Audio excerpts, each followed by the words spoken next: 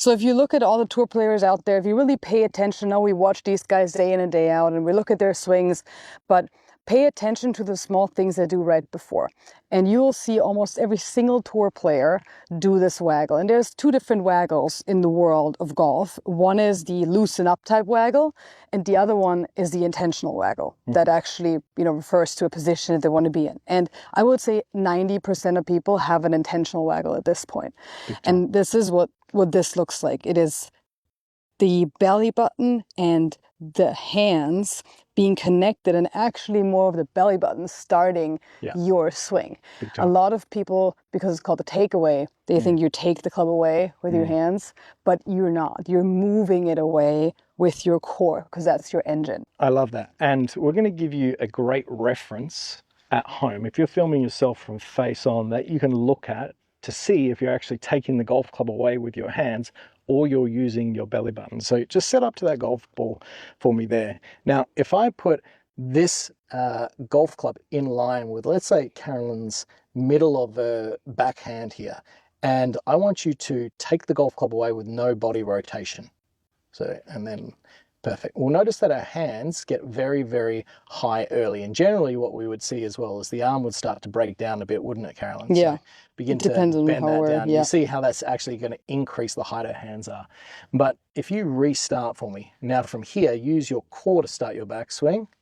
We're going to see that the hands stay lower as well. So if you've got some drawing tools on your iPhone or whatever you're looking at your golf swing on, you can actually just put that line across some part of the backhand. Just see if your hands are lifting early. And if they are, you're probably taking the golf club away without actually activating your chest and your torso as the engine for the backswing and moving your hands, which is going to keep your hands low.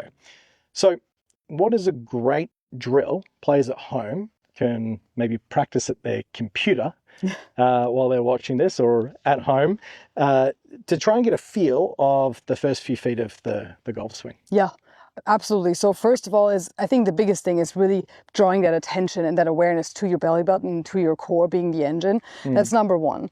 And we can all do that even without, anything specifically, but getting that awareness there. And then secondly is you can either use your club or you can use an alignment stick where you almost extend this into your belly buttons, grab it together, and then we can almost have an extension of the club that now ends in our belly button in the center of our core. And now we can really feel that one-piece takeaway. And I'm sure everybody's kind of heard about that one-piece takeaway. And there's a good reason why everybody's heard of it, because it's so important. Yeah. Exactly. And as we do that, we'll see that really the shoulders, the body, and the arms, they're moving as one big unit. And we'll see that as I set up to the ground here, there's almost going to be a big triangle form between my shoulders and my arms. And we want to keep that triangle intact for the very first few feet of the golf swing. Using the alignment stick, or even without it, Carolyn, they can just pull the golf club up into their stomach here. Exactly. And then as you do that, it will give you the same sensation. And you really want to feel like your belly button gets that club back there, not this. Just the arm. And keeping the hands in front of the body is so crucial to allow those first few feet of the golf swing, which really set the trend for the rest of the motion from the backswing, the transition, all the way down to impact. If you actually just pay close attention, is your setup in a position that's going to help you strike the golf ball well, and then is your backswing getting started in the correct manner. Those two together could solve a lot of problems that players struggle with, correct? 100%. I was just working with a student of mine last week, and he was struggling with disconnection in the downswing. He was a typical kind of guy that just gets really, behind, stuck.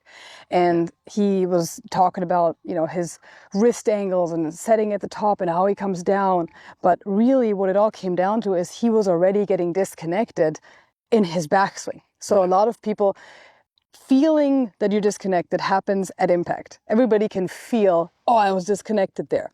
But you don't feel when you get disconnected. Correct. So that usually happens in the first 2 feet. Because if you think about it, if you take that club back with your hands and your chest doesn't turn, your arms are already behind your chest. If they were here, they would be in front of your chest. But if your chest doesn't rotate, they're behind you. Yeah. And they're going to be playing a catch-up game with you for the rest of your swing, to your point, Garrett. Absolutely, absolutely. So set up to that golf ball there for me, and I just want you to rehearse that feeling. Put that golf club up into your stomach for me, Nice little backswing movement, first couple of feet, feeling that rotation. Do that 3 times at home, and then put the golf club into your hands into its normal position and recreate the feel with one little waggle, focusing on that mind-muscle connection, getting the body and the arms working as one unit. When you feel like you're ready to go, let's see it in action. Perfect. So if you're struggling with your ball striking, you feel like your hands are taking the golf club away and you're not activating the right muscles, you're not using that upper body as the engine for the backswing, this right here could be exactly the drill that you need to level up your ball striking.